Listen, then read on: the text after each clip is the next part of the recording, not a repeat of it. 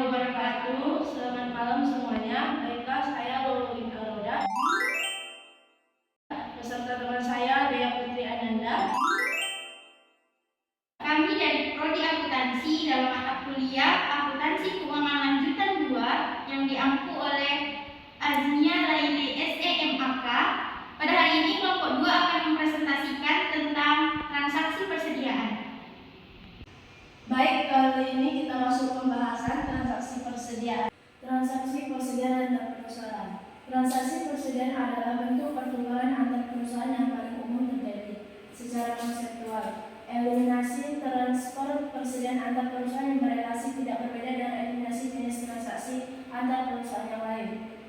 Semua pendapatan dan beban yang dicatat oleh perusahaan-perusahaan yang terlibat harus dieliminasi seluruhnya dalam penyusunan laporan keuangan konsolidasi, serta semua keuntungan serta kerugian yang dicatat atas transfer tersebut harus ditangguhkan sampai barang yang ditransfer dijual ke non-afiliasi. Selanjutnya, alur eliminasi memastikan bahwa hanya biaya perolehan histori persediaan dari entitas konsolidasi yang dimasukkan dalam neraca konsolidasi jika persediaan tersebut masih dimiliki dan dibebankan pada harga pokok penjualan di periode terjualnya persediaan tersebut ke non-afiliasi. Selanjutnya, transfer pada biaya perolehan. 1. Barang persediaan terkadang dijual ke perusahaan yang berelasi dengan harga atau nilai tercatat perusahaan penjualan. 2. Pada saat penjualan antar perusahaan tidak menghasilkan keuntungan atau kerugian, tidak diperlukan penyesuaian atas jumlah persediaan dalam neraca pada akhir periode untuk tujuan konsolidasi. 3. Bahkan saat penjualan persediaan tidak menghasilkan keuntungan atau kerugian, diperlukan 1 ayat jurnal eliminasi untuk menghilangkan pendapatan dari penjualan antar perusahaan dan beban pokok penjualan terkait yang dicatat oleh penjual. Hal ini dilakukan untuk menghindari kedua akun tersebut dicatat lebih tinggi dari jumlah yang seharusnya. Selanjutnya, transfer pada biaya perolehan. Laba bersih konsolidasi tidak terpengaruh oleh ayat jurnal eliminasi tersebut jika transfer dilakukan pada biaya perolehan karena baik pendapatan maupun harga pokok penjualan dikurangi oleh jumlah yang sama. Selanjutnya, transfer dengan keuntungan dan kerugian. Pada saat penjualan antar perusahaan termasuk keuntungan dan kerugian, eliminasi kertas kerja yang diperlukan untuk konsolidasi pada periode transfer mempunyai 2 tujuan, yaitu 1. Eliminasi pengaruh laporan laba rugi dari penjualan antar perusahaan pada periode terjadinya penjualan. 2. Menghilangkan pendapatan dari penjualan antar perusahaan dan HPP penjualan terkait yang dicatat oleh afiliasi yang mentransfer. Selanjutnya, eliminasi atas persediaan dalam neraca untuk keuntungan atau kerugian dari penjualan antar perusahaan yang belum direalisasi dengan melakukan penjualan persediaan ke pihak luar. Persediaan yang dilaporkan dalam neraca konsolidasi harus dilaporkan sebesar biaya perolehan entitas konsolidasi. Keuntungan dan kerugian diperoleh dari transaksi harus dieliminasi. Baiklah, contoh soal akan dijelaskan oleh Dea Putri Ananda. Pada Dea Putri Ananda dipersilahkan. Baiklah, saya di sini akan melanjutkan penjelasan dari teman saya melalui contoh soal. Diketahui posisi keuangan PT Anak sebesar 200 juta dan laba ditahan sebesar 100 juta. Kemudian PT Induk membelinya sebesar 80% saham biasa PT Anak pada tanggal 31 Desember 2010 sebesar 240 juta. Dan kepentingan pengembalian dari PT Anak pada tanggal yang sama dengan nilai wajarnya sebesar 60 juta. Diasumsikan pada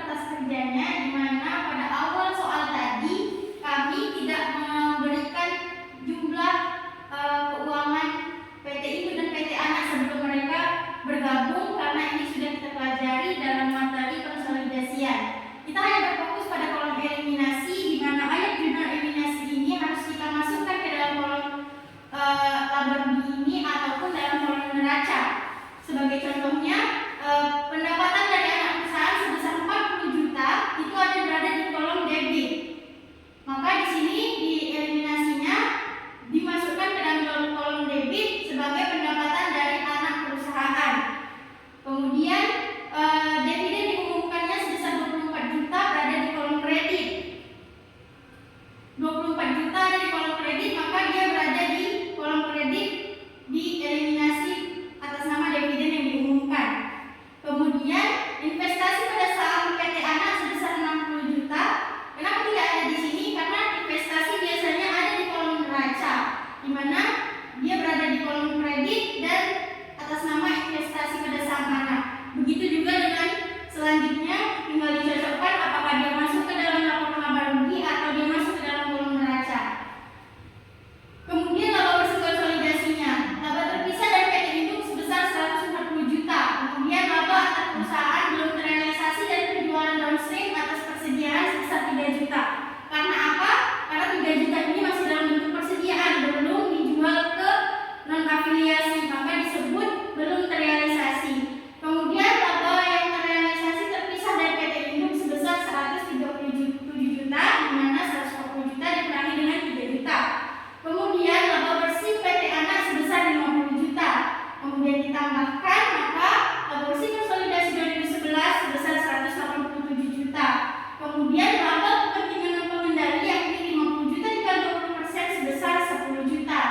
Jadi laba kepentingan pengendali sebesar 177 juta.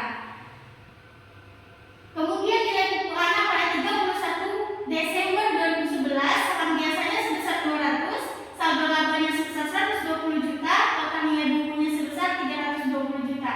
Di mana kita dapat nilai 200 juta dan 120 juta ini? Kita dapat dari laporan laba rugi ini. 200 juta dengan 100 juta.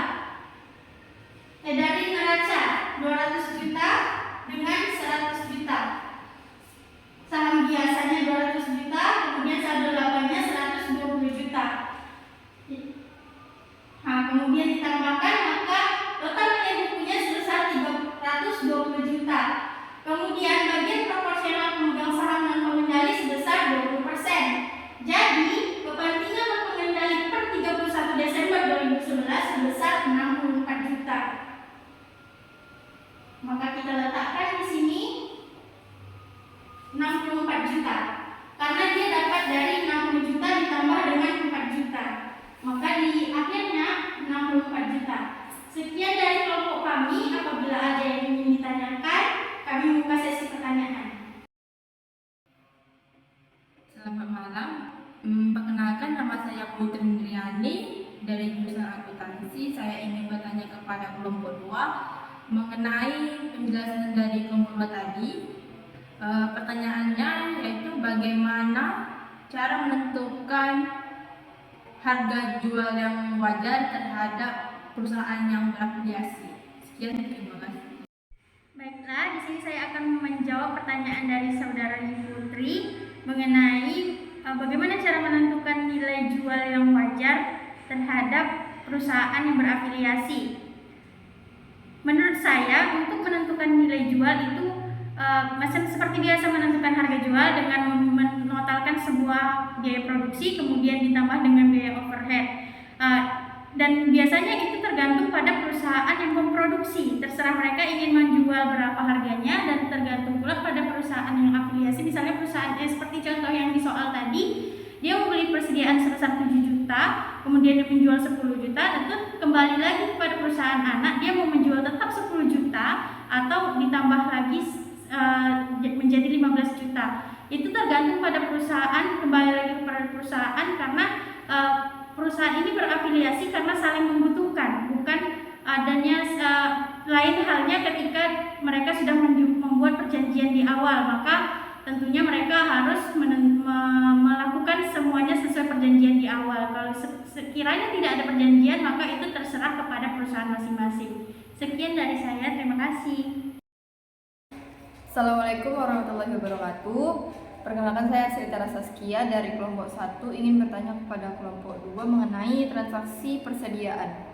Saya ingin bertanya, mengapa saldo-saldo hasil transaksi antar perusahaan yang berafiliasi itu ditulis dengan jurnal eliminasi sebelum dicatat ke dalam laporan konsolidasi?